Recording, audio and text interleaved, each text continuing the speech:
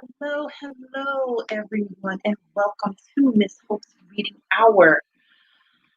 So, I just realized I forgot something, and the thing that I forgot is my microphone. So, if you give me a moment, this is what happens in life. This is what happens. Ah, it's right beside me. What am I talking about? It's right beside me. So, what I'm going to do is I'm going to plug it up real fast. You know why? Because we need the ambiance of today for our stories. Because if you saw in the teaser, hopefully you guys can hear that. Uh-oh. There we go. All right. Because in our teaser showing our books, we are talking about all things magical and a little mystical. Okay. So, happy, wonderful Wednesday, friends. So glad to be with you. So glad to see you all. So glad to be here to read these great books with you. Hopefully, your Wednesday was pretty good. Mine was. I have been feeling so much better from when I wasn't feeling great last week because I was having some tummy troubles. But hopefully, your week is going great and that you had a great day of virtual school today, or in person school, or hybrid school. Hopefully, you had a good day today. Hopefully, you had a terrific Tuesday. And I'm so glad to be back here with you on this wonderful Wednesday. Now, before we get too far into things, this wonderful magical music that you hear and the books we are going to read today, Miss Hope does not own any rights to any of those books, but we are listening to them and reading them and enjoying them for our magical enjoyment today. Okay? Well, because we have two books to get through, and I want to make sure that we get through them, let me tell you what they are. For those of you who are on the Facebook group,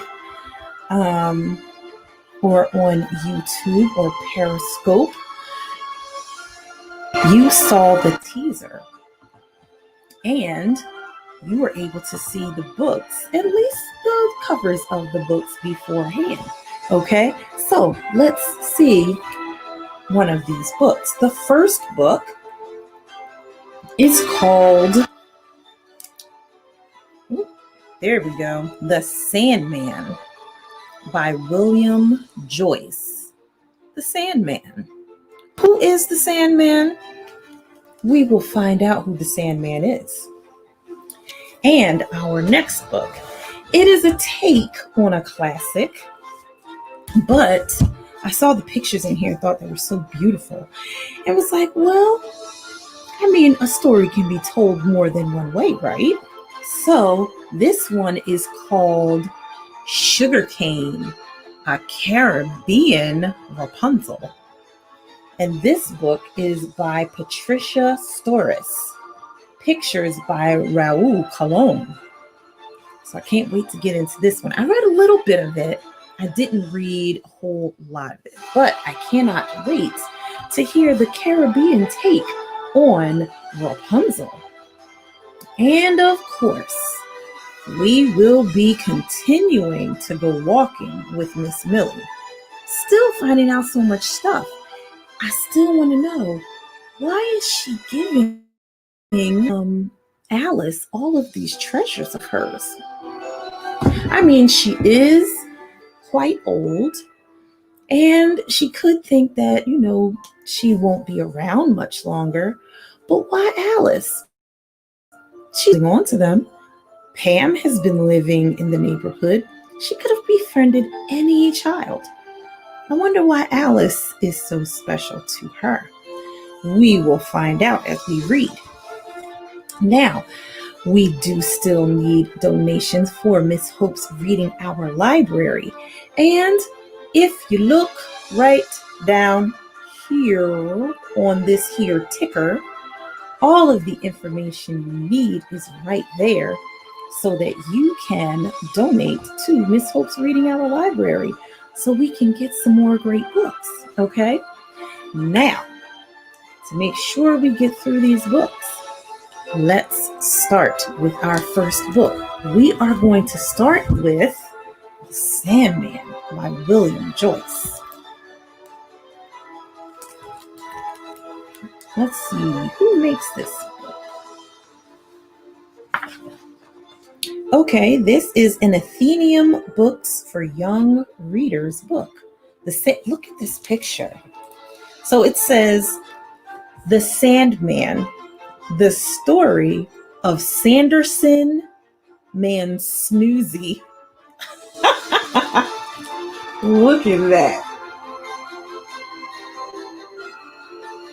I guess that is the Sandman's name. Sanderson Man Snoozy. And there's also another book called The Man in the Moon.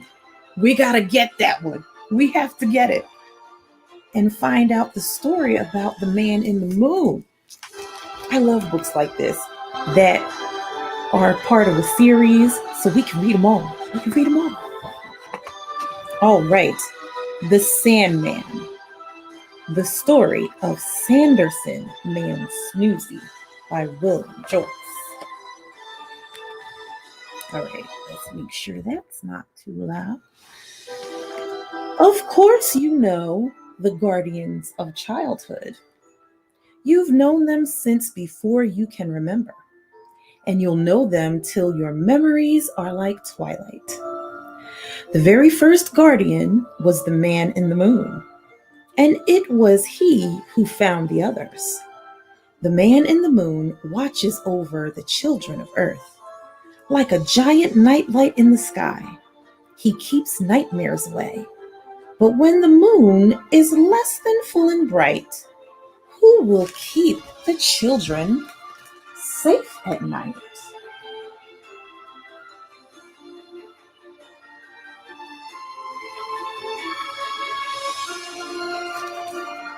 Let's see. The man in the moon needed another to help him. So he searched with his telescopes until he saw a face he recognized. He looked once, he looked twice. Could it be?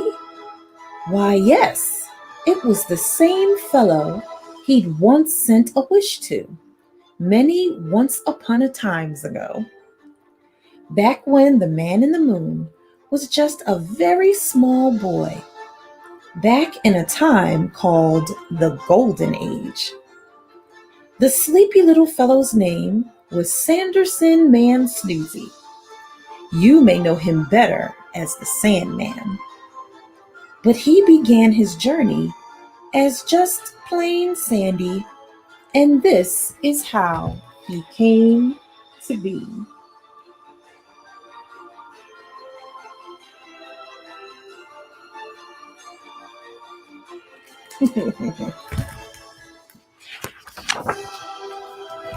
The Golden Age had been a glorious time of hope and happiness and dreams that could come true. In those days, Sanderson Man Snoozy was the pilot of a shooting star. He lived inside his star, jetting through endless seas of time and space, flying past countless worlds.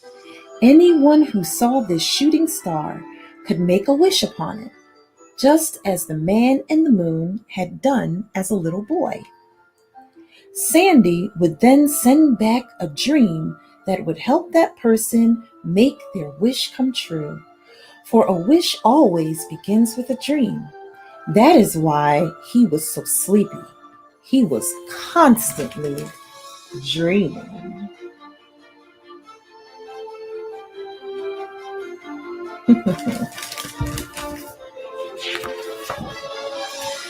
But in the Golden Age, there was one who could not abide anything good or kind or gentle.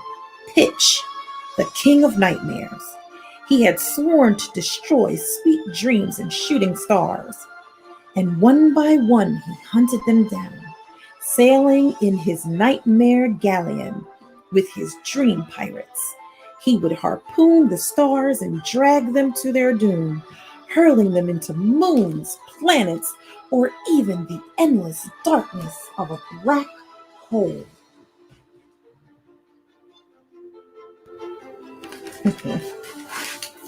Ooh, he looks pretty scary. And so it was with Sanderson Man Snoozy and his star. They were near the shoulder of the constellation Orion when Pitch attacked.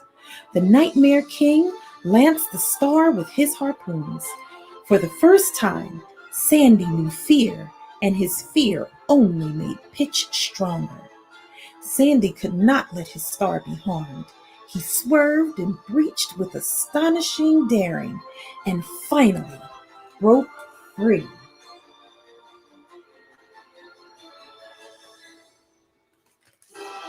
Wow. But he lost control of his star.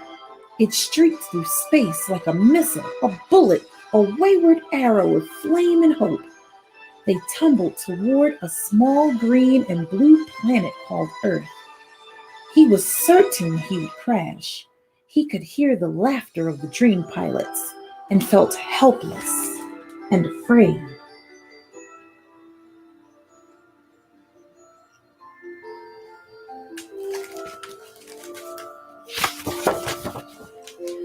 But as Sandy plummeted earthward, he heard 1,000 wishes, the wishes of children who saw his star streaking toward them.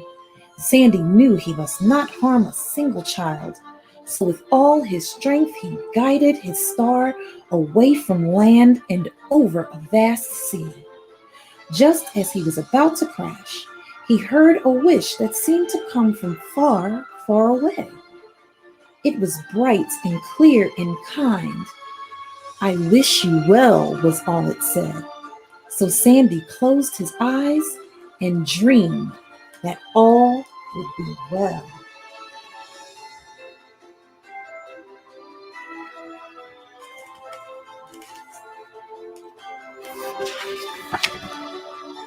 Ooh, I'm dreaming that all is well.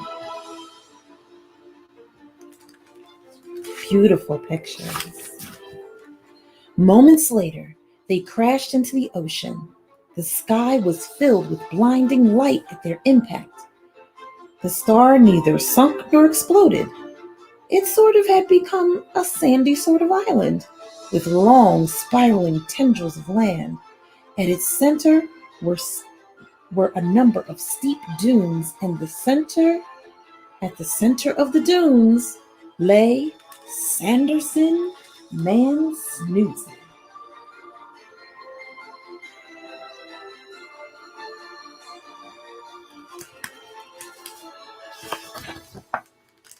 Above his head, sand was swirling into shapes that were peaceful and soothing. The faraway wish had been granted. Sanderson Man Snoozy was well and smiling and fast asleep. From all around came the creatures of the sea. The mermaids were enthralled by Sandy's dream sand. And from that moment on, they were determined to help this little lost man, a fellow traveler, but from the ocean of the sky.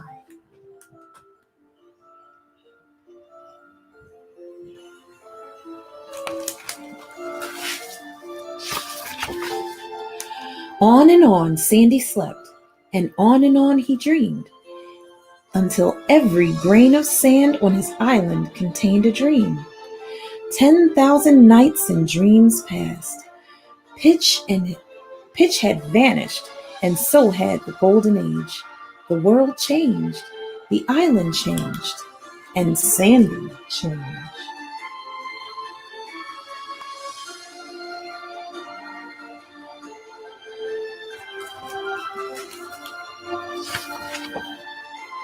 Then one night, A moonbeam shined down on him, and he heard the voice from long ago that had wished him well. "I wish that you would help," said the voice. With that, Sanderson Man Snoozy finally awoke. There in the moonbeam, he could see the man in the moon, who asked, "When the moon's not full and bright, would you keep the children safe at night?"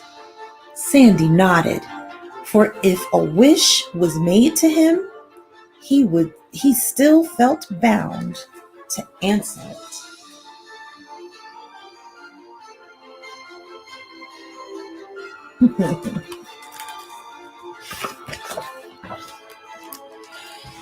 He walked across the island that had been his star.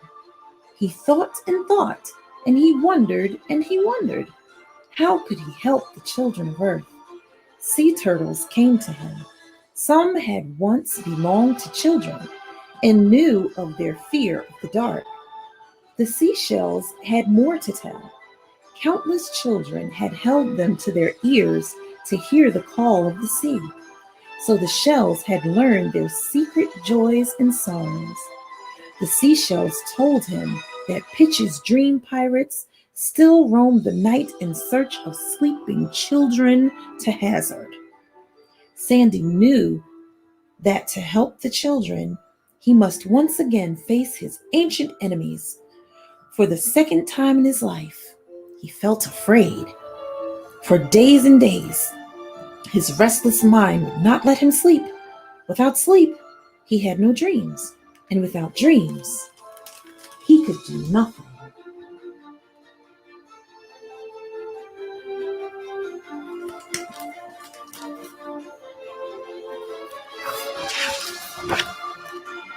But the mermaids knew a way to help their friend. They came from the sea with a sweet lullaby. Dreams, sweet dreams, be in the sand you hold. They banish all the darkling fears and fill the night with gold.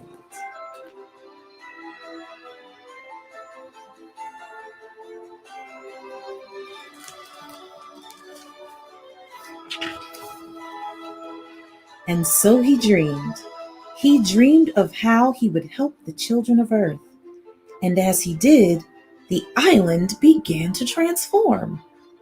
A wondrous castle grew all around him, and from the castle, a great cloud of sand carried him into the sky.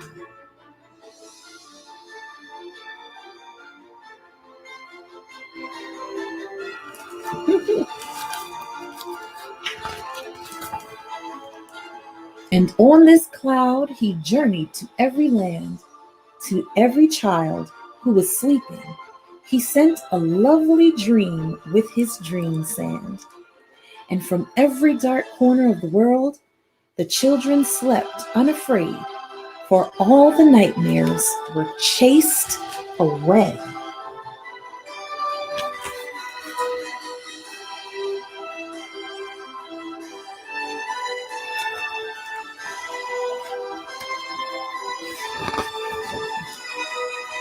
Chased away by the dream sand, chased up to Sandy's cloud. And as they came, he grabbed each nightmare and said, "You are not real. You are not true. You are nothing." And as Sandy's fear vanished, so did the nightmares. One by one, they turned harmless to golden dream sand. And for the first time in all the history of sleep on Earth, there was not a single nightmare to be had. Nice.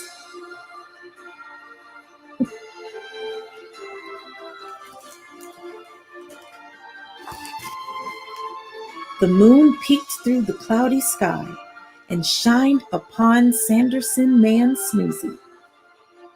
"You've granted my wish," the man in the moon said to him. "Now I shall grant you a name worthy of your talents." Sandy bowed to the moon as the moon declared, "From this moment, You shall be known as his nocturnal magnificence, Sanderson Man Snoozy, Sandman the First, Lord High Protector of Sleep and Dreams. What a name. Wow.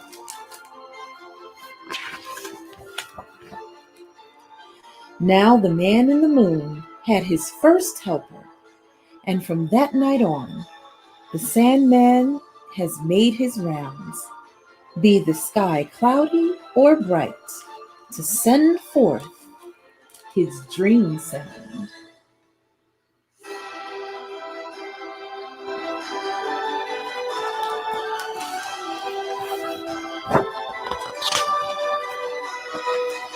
Now most every night is filled with sweet dreams. It's rare for dream sand to miss its proper mark. But if it does, a nightmare might try to sneak into your dream. But you know it's not real. So when you've had a good night's sleep and a wonderful dream, you might thank your gentle friend, his nocturnal magnificence, Sanderson Man Snoozy, Sandman the First, Lord High Protector of Sleep and Dreams. A longish name to be sure, but worthy of a diligent dreamer who started his journey as just plain Sandy.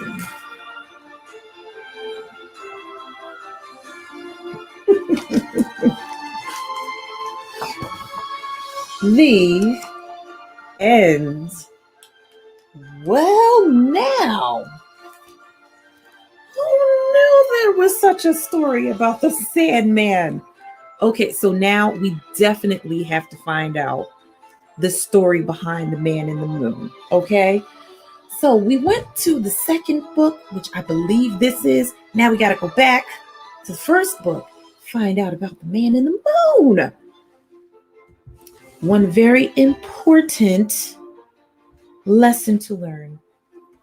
When you've had a nightmare, it's not real. And that everything you want to do in life can start from a hope and a dream. Oh, I love that book. Look out for the man in the moon. In my next shipment of books that I order, I am finding that book and we are reading it, okay? Now, our next book, Sugarcane, a Caribbean, Rapunzel. This book is by Patricia Storis. Pictures by Raul Colon. And who produces this book? And this is a Hyperion Books for Children book. Come, sit on the balcony and look out over the sea. I have a story to tell you. It happens on an island where the waves follow each other, one after another, to the sandy shore. The waves are always beginning a story that never comes to an end. You can hear them when they touch the shore saying, once, once, once.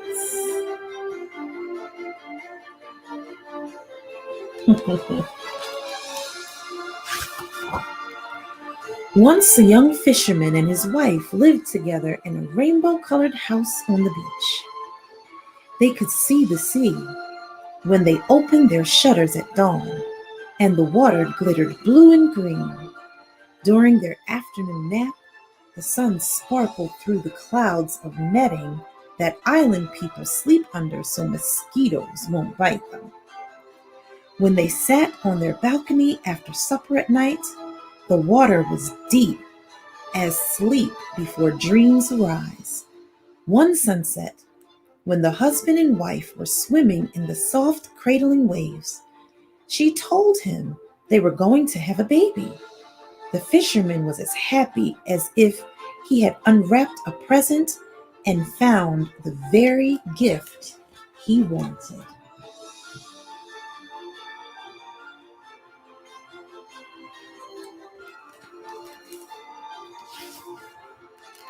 A few days later, the fisherman's wife begged him to bring her some fresh sugar cane. Maybe this child will have a sweet temper, she said. The baby will not let me rest without something sweet to eat. Feel your pain. Now the sea is a good place to find fish and shells, but sugar cane will not grow in the sea. The fisherman did not want to make a long trip away from his wife to the center of the island, where he could find the sugar farms. He brought her a pineapple instead. Pineapple is sweet, he said. She answered, this baby wants sugar cane. He brought her star fruit and custard apples. Star fruit and custard apples are sweet, he said. She answered, this baby wants sugar cane. He brought her a ripe, delicious coconut. Coconut meat and coconut milk are sweet, he said. Please, she said, please, this baby craves sugar cane. The fisherman grumbled a little, but the next morning he set out to find sugar cane for his wife. He walked and walked under the hot sun, but by midday he was still a long way from the farms where sugar cane grows. So the fisherman turned from the road and entered a thick forest to rest in the shade. He sat down under a tree and ate the lunch his wife had lovingly prepared for him.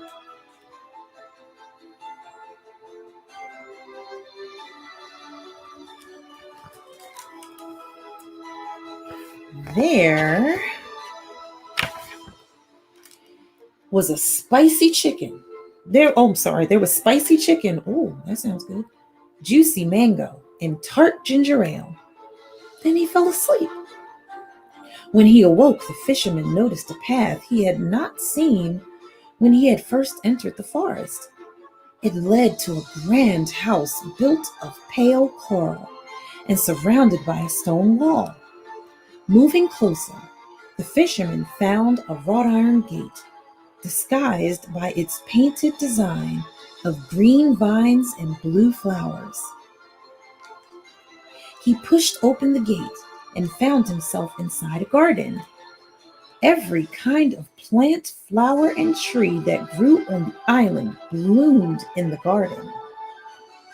And in one corner, near the door of the house, he spied a thick strand of sugar cane. The fisherman knocked on the door. There was no answer. He waited, but soon began to worry about his wife. No one will miss a few canes I will take, he thought. He cut a few stalks and hurried home. When the fisherman's wife saw her husband at the door, she could hardly wait to taste the sugar cane. Quickly, she cut the cane into short sticks and put them in a bowl. The sweet syrup oozed from the cane, and she chewed as if she could never get enough. Oh, thank you, she said to her husband. But even after all the cane was gone, her hunger for it stayed awake. The longing for sugar cane was moving inside her like the sea's waves surging outside.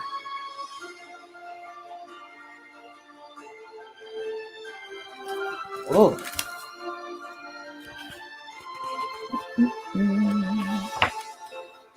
She dreamed of the taste of sugar cane at night and thought about it during the day. Her husband saw she would have no peace without it, so he set off once again to find more sugar cane. If this baby is a girl, he said, laughing, we are going to have to name her Sugar Cane. The name will show her how much we loved her even before she was born. The fisherman walked to the same hot road and slept in the same dense forest. After his nap, he found his way to the same grand house. Again, he knocked, but found no one home.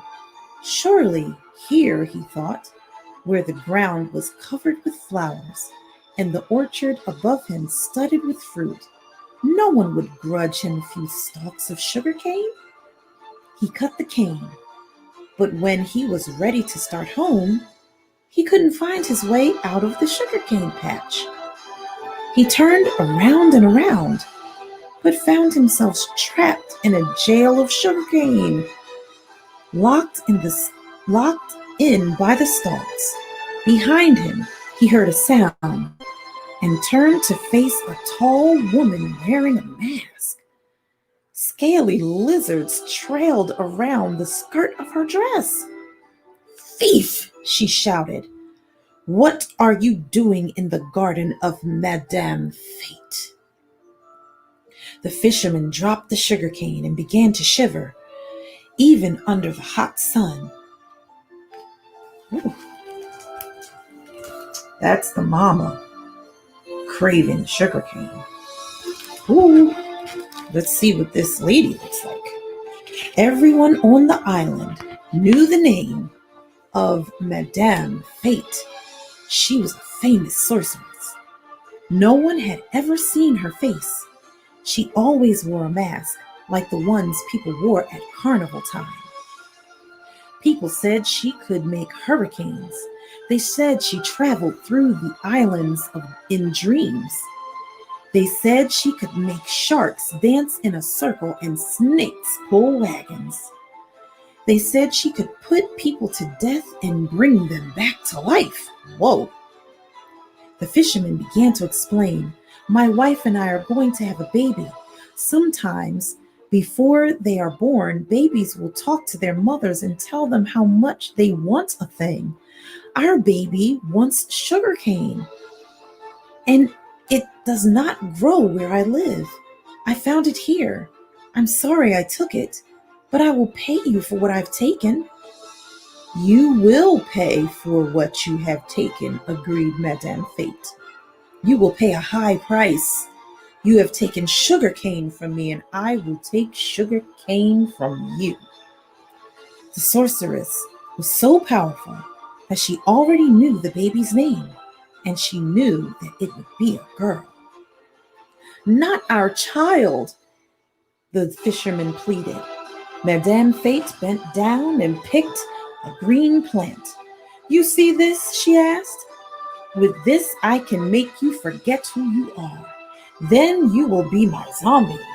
You will work for me forever. Instead, you had better take your cane and go home. On the child's first birthday, I will come for her." Ooh, look at her.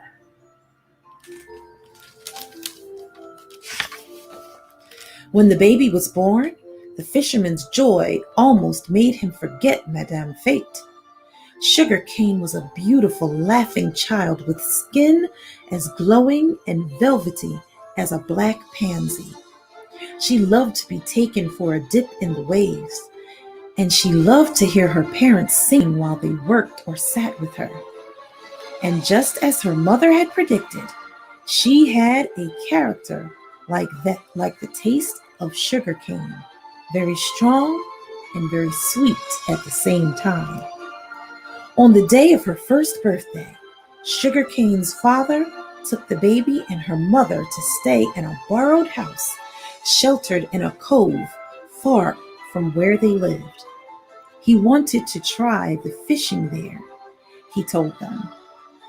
That night, they had a special birthday supper, and for dessert, a frosted cake with coconut. Sugarcane's mother had made her a sea coral necklace the color of sunset. She fastened it around the baby's neck, and they sang songs until they were all sleepy. Toward dawn, the fisherman and his wife were shaken awake by a storm. Rain beat on the roof like animals running in flight from hunters. By their bed stood a tall woman in a carnival mask. They heard her voice over the rain and thunder. Oh, look at that beautiful baby.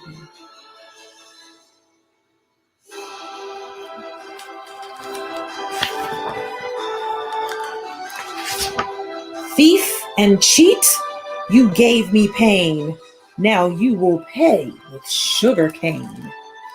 The masked woman reached under the cloud of netting, took the baby, and vanished into the night.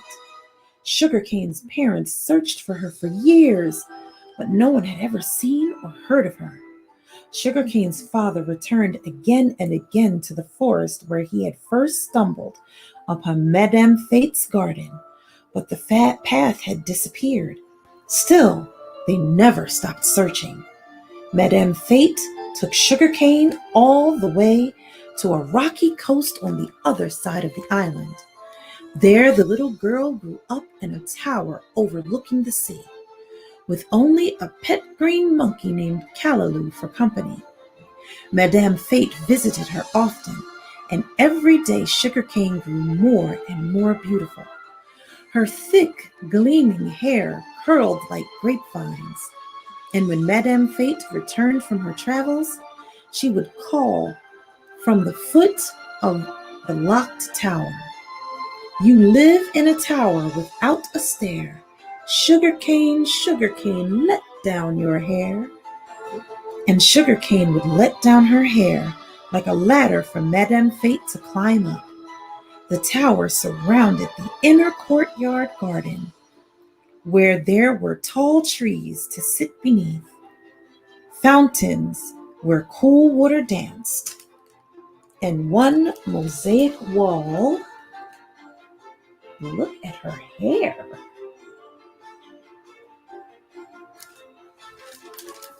And one mosaic wall that magically altered every day to show a new picture or the new words of a poem. Sugarcane loved the bright flowers and fruits of her garden. She loved the clouds of butterflies that flew into one of her tower bedroom windows and settled on the flowers she kept there. But she was sad when they flew out of the opposite window that faced the sea, where she could not follow them. Sugarcane's foster mother saw to her education.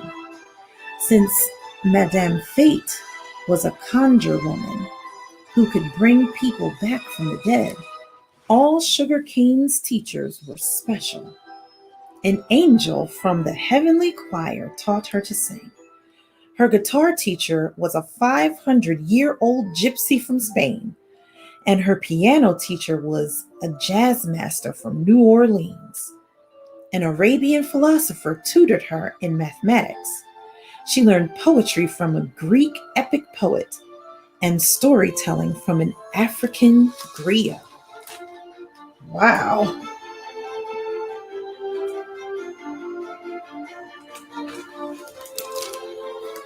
She learned cooking from the very woman who first invented ice cream. Sugarcane relished all her lessons and was fond of her spirit teachers. But there was nothing she cherished more than music. She loved to play the piano while Callaloo turned the pages of her music. But with no other companion, she was lonely. Often at night, when the moon rose, Sugarcane would stand at her window and sing. Her voice would float over the water, and her own words would return to her. The echo made her imagine another person answering her song. But she always knew what the echo would say. Then the world would look as sad as she felt. The full moon would seem not like a shining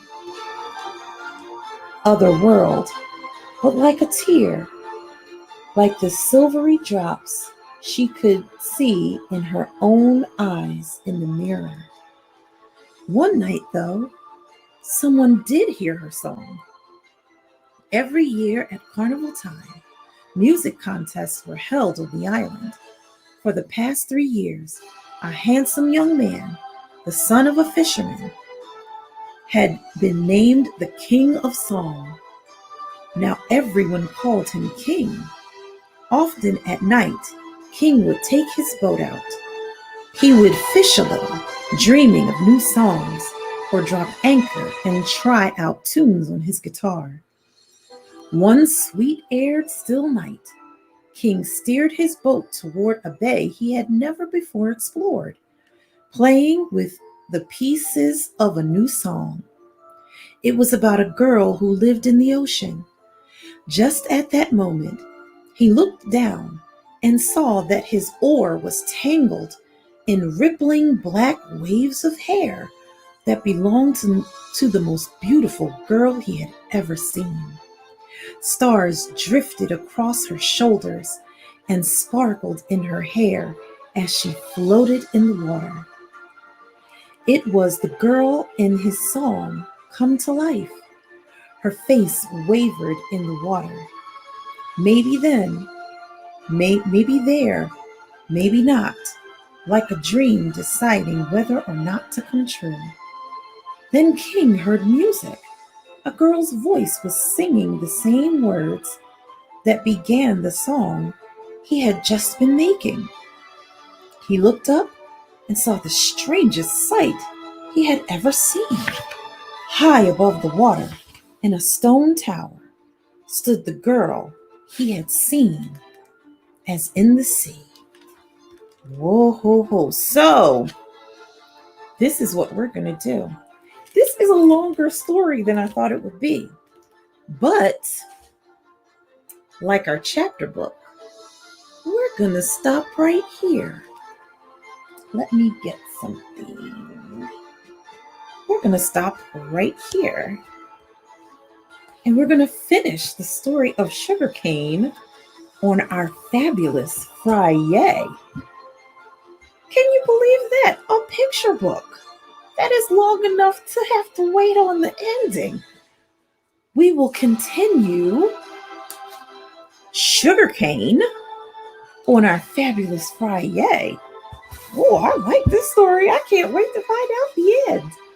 So, unlike our chapter books where we have to wait for weeks to get to the end, we'll get to the end of this one on our fabulous Friday. How neat. This is a first for Miss Hope's reading hour. Now, let us get back to walking with Miss Millie. Oh, I'm so sorry. My eye is itching a little bit. So, we've made a good ways through this book. So, this is what we've read so far. This is what we've read so... Oh, dust jacket came off. This is what we read so far. And this is how far we got to go. So, we're almost to the end. I'll make sure to pick up that dust jacket. So, we are in chapter 16. And...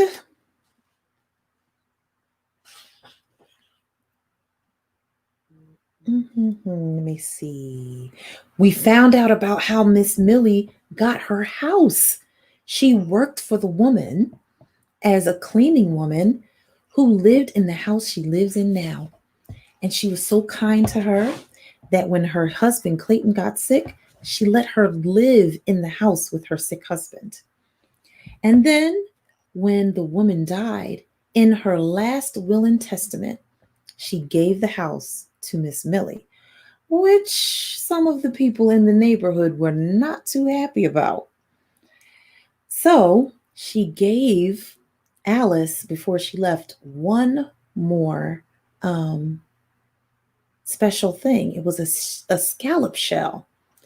And she told her about how the lines are different people, but how we all kind of meet together at the point. If you see a scallop shell, that's how they look.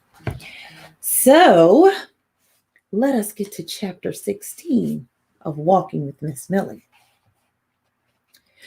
Pam must have loved being called a hero, because after my mama called her that, she started to come over pretty near every day.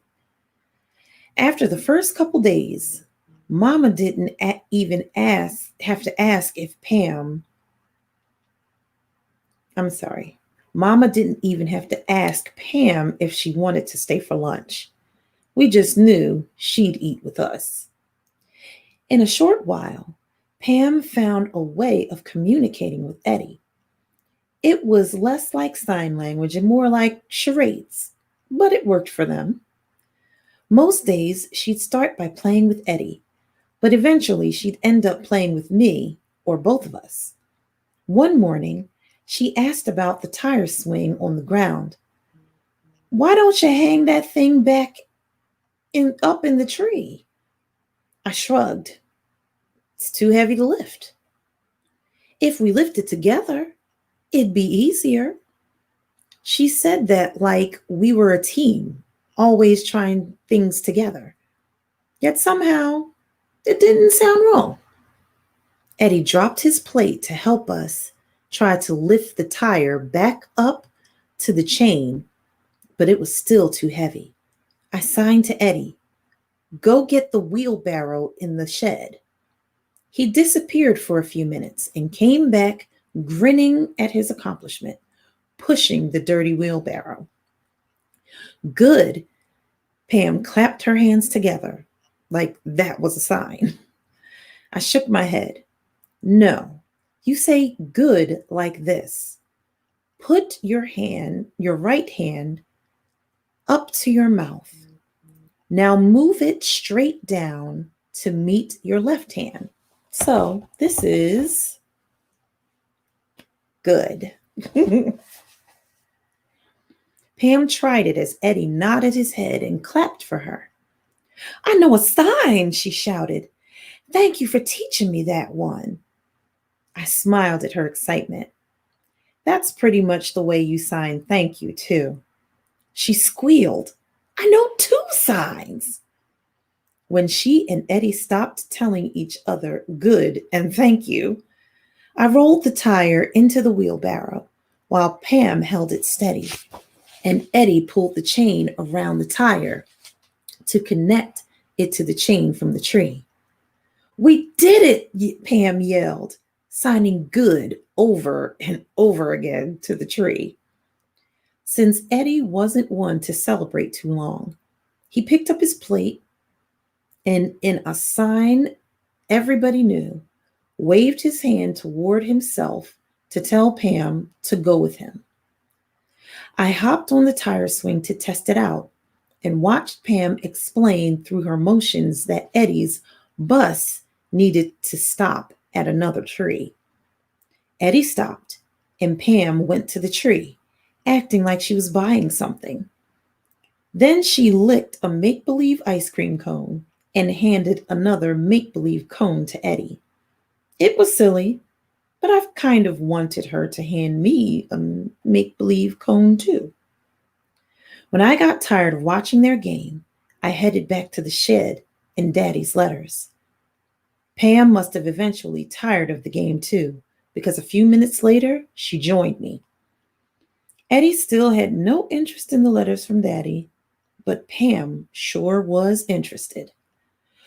So your daddy wrote these letters to your mama?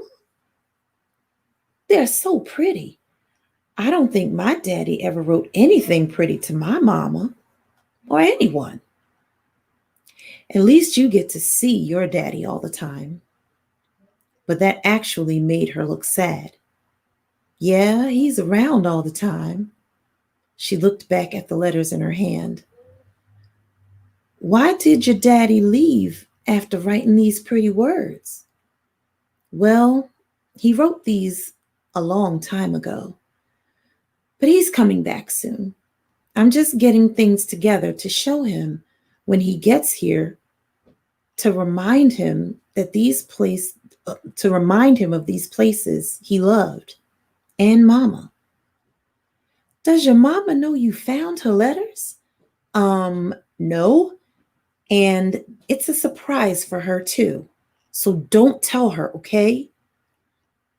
Pam squealed with excitement. I love surprises. And I'm really good at keeping secrets too. I mean, last week, I saw my brother break the front window of our house when he threw a baseball.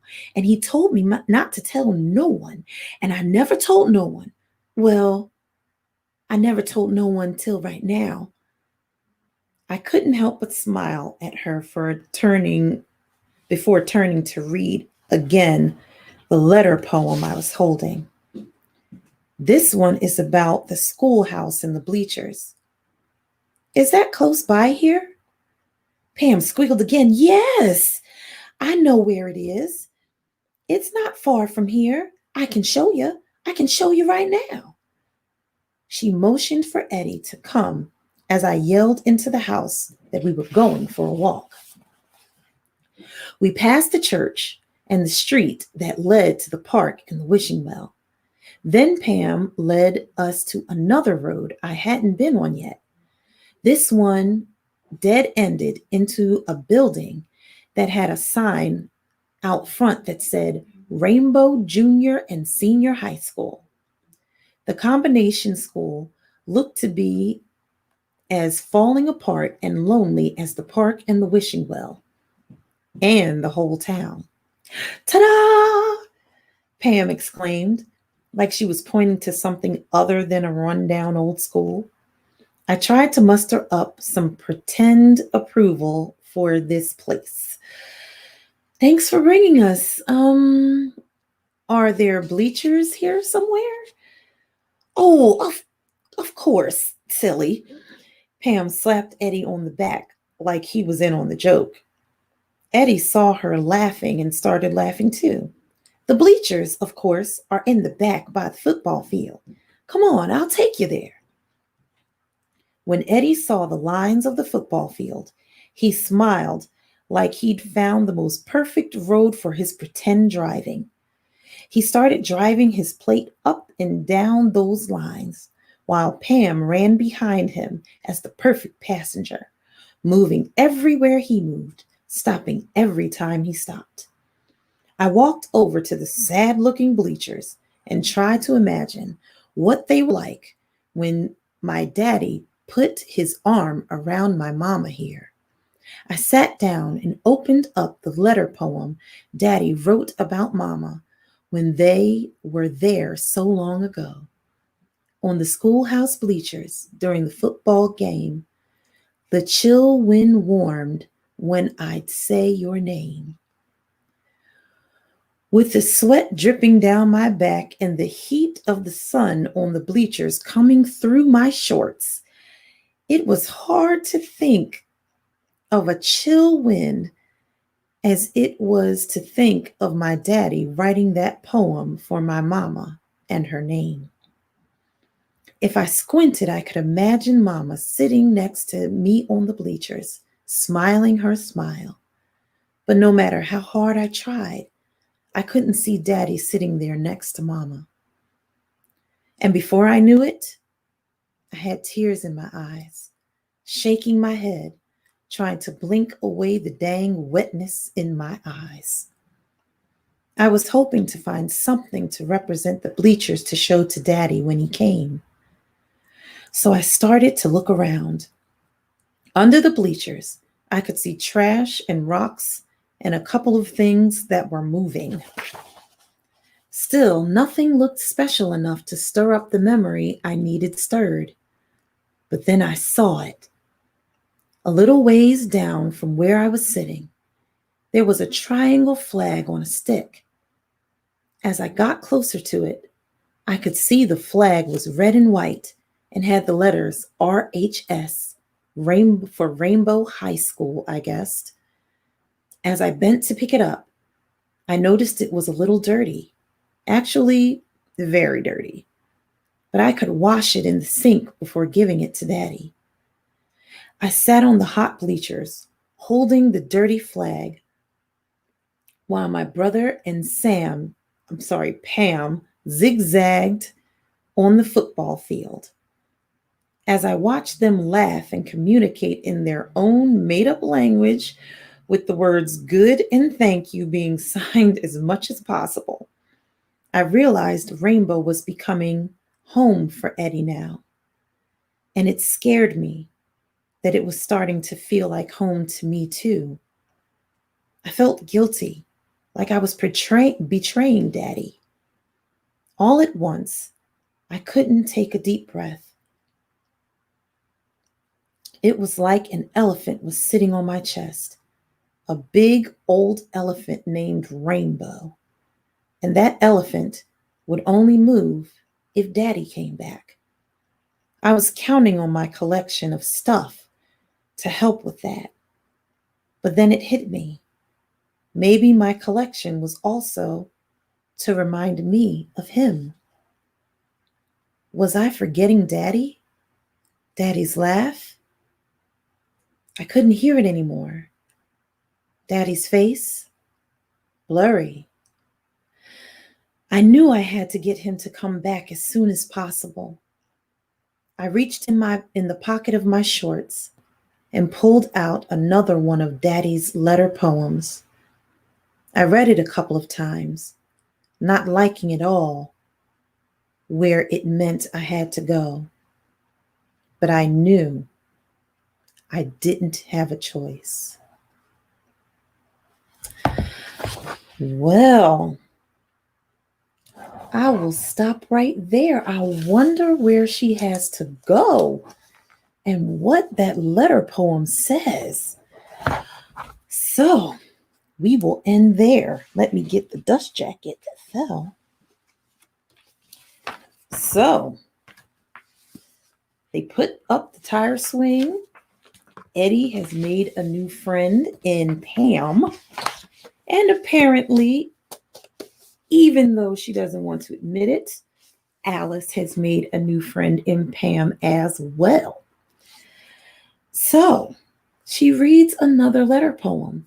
And now Pam is the only other person who knows. Hopefully, she can actually keep the secret, not like she kept the secret of her brother breaking their front window, because she actually did tell somebody, which is Alice. But hopefully we'll find out where she needs to go. I wonder what that poem says. Maybe it's the cemetery. I know she wasn't quite that much of a fan of the cemetery. Or maybe it was the church. Now her mother makes her go, but she's not quite a fan of that either. We will find out. Oh, maybe it's the attic. I personally wouldn't be a fan of that either. But we will have to see on our Fabulous Friday. Okay? Let us look at these fabulous books that we read today. Our first one, The Sandman. Guardians of Childhood, a guardian of childhood. The Sandman by William Joyce. Awesome book. Great bedtime book for my parent teacher friends. And our first picture book that we have to continue on the next day. Can you believe it? Sugarcane, a Caribbean Rapunzel by Patricia Storis. We will continue this on our Fabulous Friday. Oh, I can't wait to hear the rest of this story. I'm excited. Well, my friends, thank you so much for tuning in to another broadcast of Miss Hope's Reading Hour. I hope that you enjoyed the books that we read today. They were awesome and magical. So hopefully you enjoyed them. Now, I wish you a great rest of your wonderful Wednesday and that you would have a thankful Thursday. And I will see you right back here on a Fabulous Friday with some more great books and the continuation of Sugarcane, the Caribbean Rapunzel. Until then, have a great rest of your wonderful Wednesday. Be thankful for another Thursday. And I'll see you right back here on a Fabulous Friday on Miss Hope's Reading Hour. Until then, my friends, see you next time. Bye for